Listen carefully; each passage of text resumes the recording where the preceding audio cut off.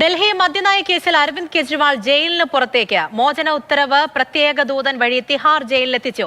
CBI register ചെയ്ത കേസിൽ കെജ്രിവാളിന് ജാമ്യം അനുവദിച്ചത് സുപ്രീം കോടതിയാണ്. പി ബസന്ത് വിവരങ്ങളുമായി ചേരുന്നുണ്ട്. ബസന്ത്, വലിയ പോരാട്ടമായിരുന്നു ആം ആദ്മി പാർട്ടിയുടെ ഭാഗത്തു നിന്നും ഉണ്ടായത്. ഇത്രയും കാലം ചർച്ച ചെയ്തു. ഒടുവിൽ ഇന്ന് കേസ് കോടതിക്ക് മുന്നിൽ എത്തിയപ്പോൾ പോലും അതിരൂക്ഷ വിമർശനങ്ങൾ കോടതിയുടെ ഭാഗത്തു നിന്ന് പോലും ഉണ്ടാകുന്നു. എന്തെല്ലാം കാര്യങ്ങളാണ് കോടതി പരിഗണിച്ചത്? കൂടുതൽ വിവരങ്ങൾ. CBI എടുത്ത കേസിലാണ് ഇപ്പോൾ അരവിന്ദ് കെജ്രിവാളിന് ജാമ്യം അനുവദിച്ചിരിക്കുന്നത്. എൻഫോഴ്സ്മെന്റ് ഡയറക്ടറേറ്റ് എടുത്ത കേസിൽ അനുവദിച്ച ജാമ്യത്തിന്റെ വ്യവസ്ഥകൾക്കനുസരിച്ച് തന്നെയാണ് ഇപ്പോൾ ജാമ്യം നൽകിയിരിക്കുന്നത്. അതോടൊപ്പം തന്നെ 10 ലക്ഷം രൂപയുടെ ബോണ്ടും കെട്ടിവെക്കാൻ കോടതി ആവശ്യപ്പെട്ടിരിക്കുന്നു. അതായത് മുഖ്യമന്ത്രി എന്നുള്ള നിലയ്ക്ക് ഓഫീസിൽ പോകാനോ ഫയലുകളിൽ ഒപ്പിടാനോ അദ്ദേഹത്തിന് കഴിയില്ല.